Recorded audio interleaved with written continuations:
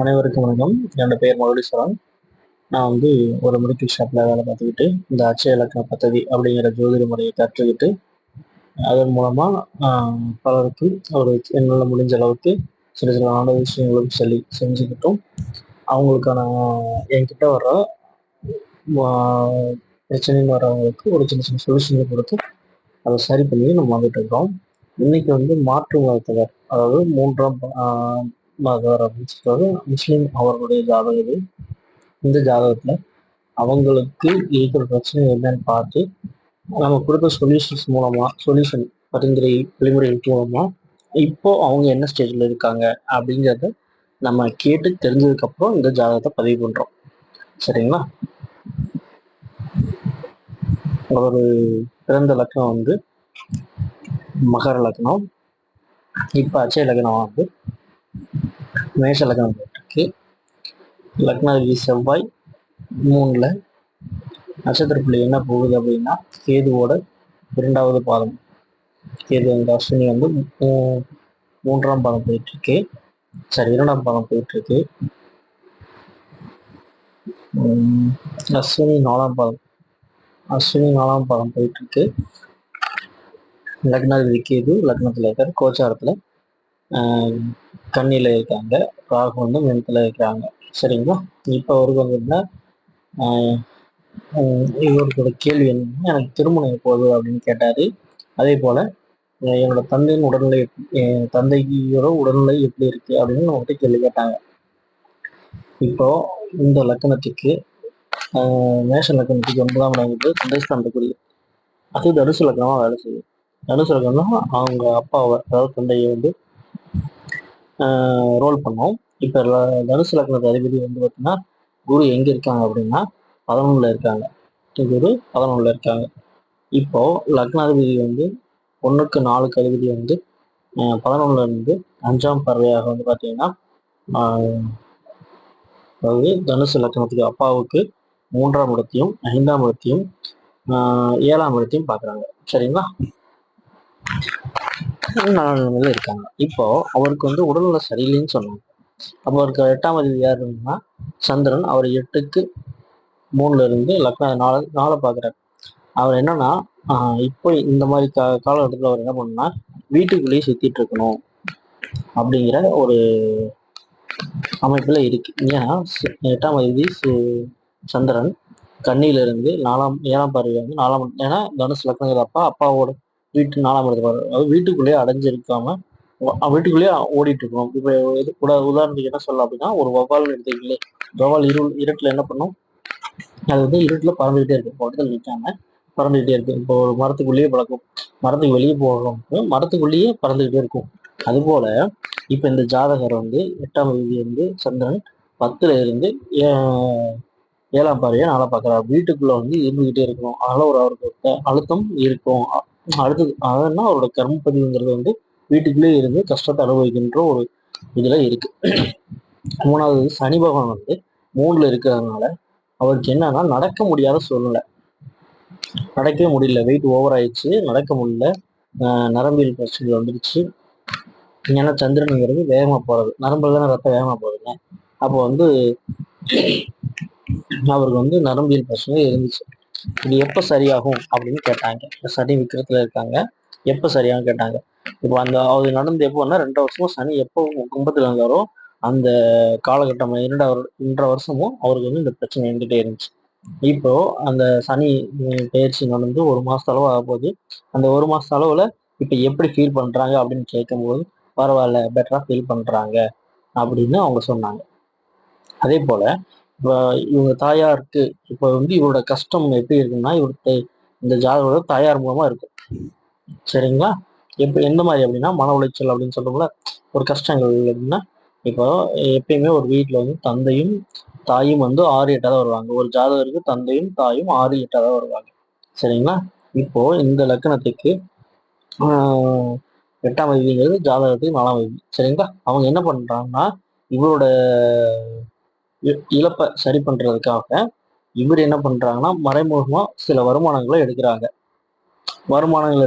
சரிங்களா? 2வது இங்க சனி 8ல சனி இருந்து 7ஆம் பார்வையா வந்து பாத்தீங்கன்னா 2ஆம் இடத்தை பார்த்தாங்க அப்படின்னா அவங்களுக்கு வந்து தவறு மட்டுமே கண்ணுக்கு தெரியும், நல்லது கண்ணுக்கே தெரியாது அப்படின்னு நம்ம சொல்றோம். அதை வந்து அவங்க ஏத்துக்கல. ஆனா வந்து அதுதான் ஃபேக்ட். என்ன பண்ண முடியும்? 3ஆம் பார்வையை வந்து என்ன பண்ண லக்னத்தை பாக்குறாங்க, அதாவது பையனை. 7ஆம் பார்வையை வந்து ஜாதகரோட அதாவது ஜாதகரோட 5ஆம் இடத்தை பாக்குறாங்க. 10ஆம் இடமா ஜாதகரோட 8ஆம் இடத்தை பாக்குறாங்க. அப்ப என்னன்னா தாய், தந்தை, மகன் 3 பேருமே கஷ்டப்படணும். புரிஞ்சுங்களா? எப்படின்னா தாய் வந்து இப்ப ஜாதகர் வந்து சனி 11ல இருந்து 10ஆம் இடத்தை அதாவது 8ஆம் இடத்தை பாக்குறதுனால கடன் வாங்கி செலவு பண்ணணும். யாருக்காக? கடன் வாங்கினா கொஞ்சம் மகிழ்ச்சி கிடைக்கும் இருக்கு. எப்படின்னா தந்தையின் மூலம், தந்தை பேரை சொல்லி தந்தைக்காக. ஏன்னா தந்தைக்கு 3 முயற்சி அங்க வந்து சனி பகவான் அங்க இருக்கிறதுனால ஜாதகருக்கு கடன் வந்து கடன் வாங்குற சூழ்நிலையை வந்து சனி பகவான் உருவாக்கி கொடுக்குறாரு. சரிங்களா? ஏன்னா அவர் 10ஆம் பார்வை 8ஆம் இடத்தை பார்த்தாரா, அதனால வந்து ஜாதகருக்கு இது 8ஆம் இடமா வர்றதுனால இந்த 8ஆம் இடத்தை வந்து சனி 10ஆம் பார்வையை பார்க்கறதுனால 3ஆம் பார்வையை ஜாதகரை பார்க்கறதுனால 7ஆம் பார்வையை வந்து அஞ்ச பார்க்கறதுனால அவர் வந்து என்னன்னா அதாவது கஷ்டப்படுறாரு. சரிங்களா? இந்த கடன் வாங்கி அப்பாவுக்கு செலவு பண்ணிட்டே இருக்காங்க. இப்போ இந்த 10ஆம் இடங்கிறது இந்த ஜாதகரின் தந்தைக்கு 12ஆம் இடமா வர்றதுனால, அது விரைஸ்தானமா வர்றதுனால ஜாதகர் கடன் வாங்கி செலவு பண்ணணும், அப்பாவுக்கு செலவு பண்ணணும். எவ்வளவு நாளைக்கு அப்படின்னா இந்த லக்னம் அஸ்வினி வந்து முடிஞ்சு 4ஆம் பாதம் முடிஞ்சு சுக்கிரனோட 1ஆம் பாதம் முடிஞ்ச போது, அதாவது பரணி 1 மார்ச் 27 வரைக்குமே இந்த நிகழ்வுகள் நடக்கும். இதை நம்ம சொன்னோம். அது சொன்னதுல வந்து அவங்க இந்த ஒரு சில பாயிண்ட்ஸ் வந்து அக்செப்ட் பண்ணிட்டாங்க, ஒரு சில பாயிண்ட்ஸ் அக்செப்ட் பண்ணல, ஒரு சில பாயிண்ட்ஸ் அக்செப்ட் பண்ணிட்டாங்க. ஆனா நம்ம என்ன பண்ண முடியும்? நம்ம ஜாதகத்துல இந்த கட்டத்துல 12 கட்டத்துல என்ன இருக்கோ அதுதான் நடக்க முடியும். இப்ப நடப்பு தசை வந்து ராகு தசை, நடப்பு புத்தி வந்து கேது புத்தி. அப்போ ராகு எங்க இருக்காங்க? லக்னத்துக்கு 7ல இருக்காங்க, ஜாதகருக்கு அப்பா ஸ்தானத்துக்கு 11ல இருக்காங்க, அம்மா ஸ்தானத்துக்கு 4ல இருக்காங்க. சரிங்களா? இப்ப ஜாதகருக்கு 7ஆம் பார்வை ராகு எங்க இருந்து இங்க இருந்து 7ஆம் பார்வை டைரக்டா லக்னத்தில் விழுதுனால நான் ஒரு பெரிய ஆள், எனக்கு வந்து எல்லாம் தெரியும். அதாவது ஜாதகர் 7ல ராகு இருந்தா எப்படின்னா வந்து கொஞ்சம் வந்து என்ன நம்ம கொஞ்சம் எப்படின்னா ஆடம்பரமா இருக்கணும் அப்படின்னு சொல்லணும். நான் ஒரு பெரிய ஆள் அப்படிங்கிறத ஒரு ஆடம்பரம் இருக்கணும், எப்பயுமே ஹை கிளாஸ்ல இருக்கணும் அப்படிங்கிற ஒரு எண்ணம் இருந்துகிட்டே இருக்கும். இந்த ராகுதசம் முடிக்கிற ஒரு 18 வருஷம் அப்படிதான் இருக்கும். அடுத்து கேது புத்தி, கேது லக்கணத்துல இருக்கிறதுனால அவர் என்ன பண்ணுவாருன்னா தான் வந்து எப்படி சொல்றது, தலையில கேது குழப்பமாவே இருப்பார். ஏன்னா லக்னங்கிறது இப்போ அட்சய லக்னங்கிறது மேஷம் வர்றதுனால கேது வந்து இங்க கோச்சாரத்துல 6ல இருக்கனால ராகு 12ல இருக்கனால மனக்குழப்பத்திலே இருப்பார். இதை பண்ணலாமா, அதை பண்ணலாமா, இப்படி போன்றது, என்ன பண்றது, அப்பா வரப்பட்டு இருக்காங்க அப்படிங்கிற ஒரு மனக்குழப்பத்தையே நோண்டிகிட்டே இருப்பாங்க. இதை தாண்டி வெளியே வர மாட்டாங்க. அப்ப சரி இது எப்போ இருக்கும், எவ்வளவு நாளைக்கு இருக்கும் அப்படின்னா லக்னத்துக்கு சனி இப்போ 12க்கு வந்துட்டார், மீனத்துக்கு வந்ததுனால இப்போ வருமானத்தை எப்படின்னா மறைமுக வருமானத்தை ஏற்படுத்தி கொடுப்பார், வெளிநாட்டு வருமானத்தை ஏற்படுத்தி கொடுப்பார். சரிங்களா? தொலைதூரத்துல இருக்கிறவங்க மூலமா நமக்கு நல்ல வருமானத்தை கொடுப்பாங்க. அதே போல இவர் வந்து ஒரு பிசினஸ்ல இன்வெஸ்ட் பண்ணி அவரோட அமௌண்ட் வராம இருந்தது, அதுக்காக போய் நிறைய முயற்சிகள் எடுத்தார். இதுக்கப்புறம் முயற்சிகள் எடுக்க சொல்லியிருக்கோம், அதுக்காக அவர் கொஞ்சமா ட்ரை பண்றேன்னு சொல்லியிருக்காரு. இந்த ஜாதகம் மூலம் நமக்கு என்ன தெரியும்னா இப்ப ஜென்ம லக்னத்தை விட அட்சய லக்னத்துல வந்து நமக்கு வந்து ரிசல்ட்ஸ் வந்து அக்யூரேட்டா இருக்கு அப்படிங்கிறத நம்ம இது மூலமா எடுத்துக்கிறோம். சரிங்களா? இப்ப மகர லக்னத்தை வந்து அபாஸ்தானங்கிறது கன்னி லக்னம் வரும், கன்னி லக்னத்துக்கு ஆயுள் ஸ்தானங்கிறது 8ஆம் இடம், இங்க கேது இருக்கிறதுனால நிறைய பிரச்சனைகள் வரும்னு சொல்லலாம். ஆனா என்ன மாதிரி பிரச்சனை சொல்ல முடியாது.